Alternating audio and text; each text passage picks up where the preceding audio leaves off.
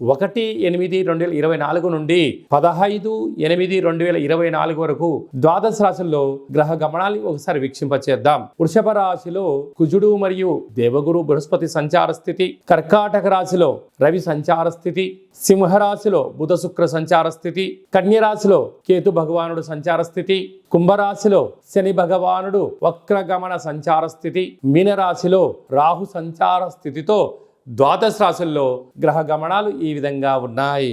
వృషభ రాశి వారు కాళ అమావాస్య కాళాష్టమి రోజున ఎలాంటి విధులను పాటించాలో ఈ వీడియోలో సవివరంగా సంపూర్ణంగా గుప్తంగా తెలుసుకుందాం. వృషభ రాశిలో ఏ నక్షత్రాలు వస్తాయి అనగా కృత్తికా నక్షత్రంలోని 2, 3, 4 పాదాలు, రోహిణి నక్షత్రంలోని 4 పాదాలు, మృగశిర నక్షత్రంలోని 1, 2 పాదములు కలిపితే వృషభ రాశి అవ్వడం జరుగుతుంది. చాలామందికి పుట్టినటువంటి కాల సమయంలో డేటా ఆఫ్ బర్త్లో లేనటువంటి కారణం వలన పేరు యొక్క మొదటి అక్షరాన్ని అనుసరిస్తూ రాశిని తెలుసుకునే ప్రయత్నం చేద్దాం.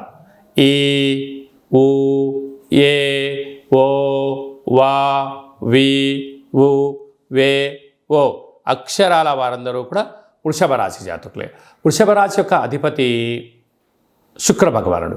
వీరికి రాశిలోనే కుజుడు సంచారం చేయడం వలన కుజదోష ప్రభావము అని చెప్పి గమనించగలగాలి. అక్కడే గురు సంచార స్థితి ఉంది.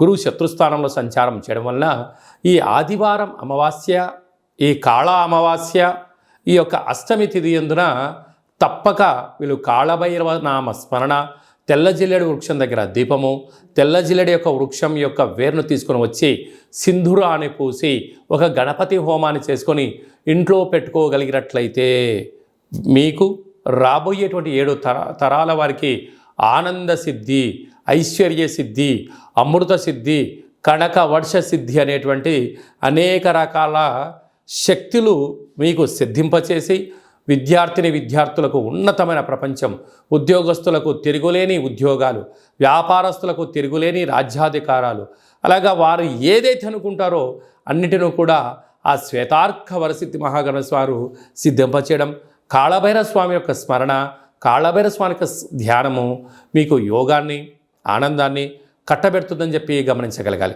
అలాగనే వీరికి తృతీయంలో రవి, అర్ధాష్టమ బుధుడు, అర్ధాష్టమ శుక్రుడు కారణం వలన ఈ మాసంలో అంతను కూడా అష్టమి తిథి ఎందున, అమావాస్య తిథి ఎందున దూర వాయు జల ప్రయాణాలు పెట్టుకోవద్దు.